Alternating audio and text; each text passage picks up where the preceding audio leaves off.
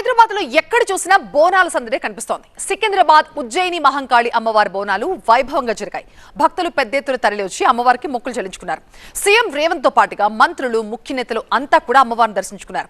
అయితే బోనాల ఏర్పాట్లని అద్భుతంగా చేశామని ప్రభుత్వం చెప్పుకుంటుంటే అంతంత మాత్రమే అన్న విమర్శలు చేస్తున్నాయి విపక్షాలు. బోనాల పండుగ నిధుల కేటాయింపుపై కూడా విమర్శలు, ప్రతి విమర్శలతో రాజకీయ వేడి రాజుకుంది. తెలంగాణలో ఆషాఢ బోనాల జాతర సందడికి తోడు నేతల విమర్శలు, వివాదాలతో రాజకీయ వేడి రాజుకుంది. బోనాల ఏర్పాట్లపై ఓవైపు జోగినీలు ఆగ్రహం వ్యక్తం చేస్తుంటే మరోవైపు నిధుల కేటాయింపుపై కేంద్ర మంత్రి బండి సంజయ్ చేసిన కామెంట్స్ రాజకీయ రచ్చరేపాయి.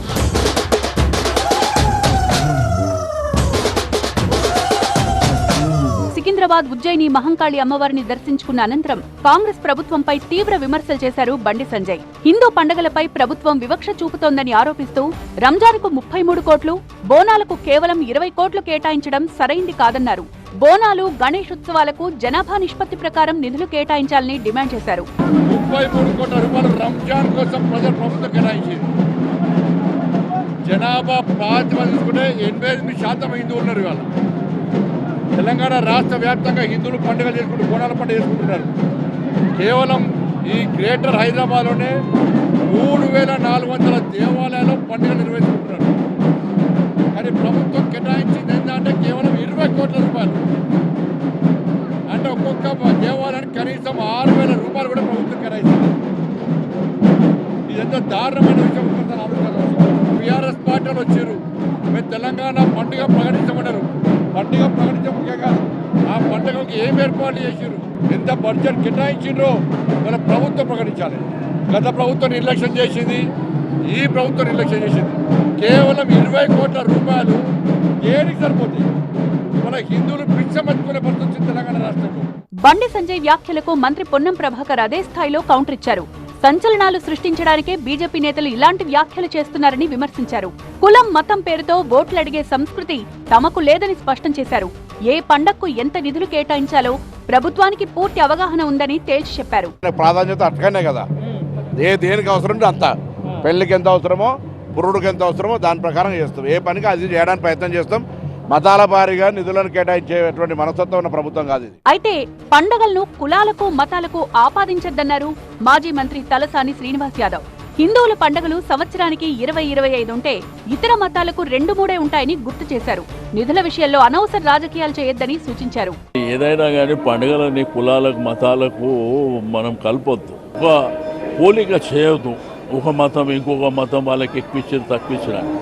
మనకు ఉండేటువంటి పండుగలు సంవత్సరంలో దగ్గర 20-25 పండుగలు ఉంటాయి. మనకు 1-2 కాదు. మీకు అదే రంజాను, బక్రీద్ ఇటువంటి 2-3 ఉంటాయి. అదేవిధంగా క్రిస్మస్ ఒకటే ఉంటుంది. నేనేమంటా అంటే దేన్ని కూడా మతాలకు పోల్చొద్దు. తాము అధికారంలో ఉన్నప్పుడే బోనాలను రాష్ట్ర పండుగగా గుర్తించి ఘనంగా నిర్వహించామన్నారు బీఆర్ఎస్ వర్కింగ్ ప్రెసిడెంట్ కేటీఆర్. 50 ఏళ్ల డిమాండ్ను ఉమ్మడి పాలకులు పట్టించుకోలేదని ఆరోపించారు. గతంలో తెలంగాణ రాష్ట్రం రాకముందు మరి డిమాండ్ 50 సంవత్సరాలుగా ఉన్నప్పటికీ ఎన్నడూ కూడా ఎవరు ఈ అద్భుతమైన పండుగను, లష్కర్ బోనాలను, ఉజ్జయిని మహంకాళి అమ్మవారి బోనాలను మరి రాష్ట్ర పండుగగా గుర్తించాలన్న డిమాండ్ను ఎవరు పట్టించుకోలేదు. కానీ పెద్దలు కేసీఆర్ గారి నాయకత్వంలో ఆ రోజు మా తలసాని శ్రీనివాస్ యాదవ్ గారు, అదేవిధంగా మా హైదరాబాద్ నగరానికి సంబంధించిన శాసనసభ్యులు, అదేవిధంగా నాయకులు అందరూ కూడా వచ్చి ఇది తప్పకుండా మనం చేయాల్సిన పని అంటే కేసీఆర్ గారు చెప్పిన మాట ఒకటే, మనం తెలంగాణ సాధించిందే ఆ తల్లి ఆశీస్సులతో. అందుకే ఆ తల్లికి ఒక బంగారు బోనం కూడా సమర్పిద్దాం రాష్ట్ర ప్రభుత్వం తరఫున. దాంతోపాటు అత్యద్భుతంగా అధికారిక లాంఛనాలతో అధికారికంగానే మొత్తంగా మరి రాష్ట్ర పండుగగా ఈ కార్యక్రమాన్ని చేస్తామని చెప్పాము, చేసి చూపెట్టాము. బోనాల పండుగ నిధుల అంశం తెలంగాణ రాజకీయాల్లో కొత్తది కాదు. అధికారంలో ఏ పార్టీ ఉన్నా నిధుల కేటాయింపు, ఉత్సవాల నిర్వహణ, దేవాలయాల అభివృద్ధి వంటి అంశాలపై ప్రతిపక్షాలు ప్రశ్నలు లేవనెత్తడం ఆనవాయితీగా మారింది.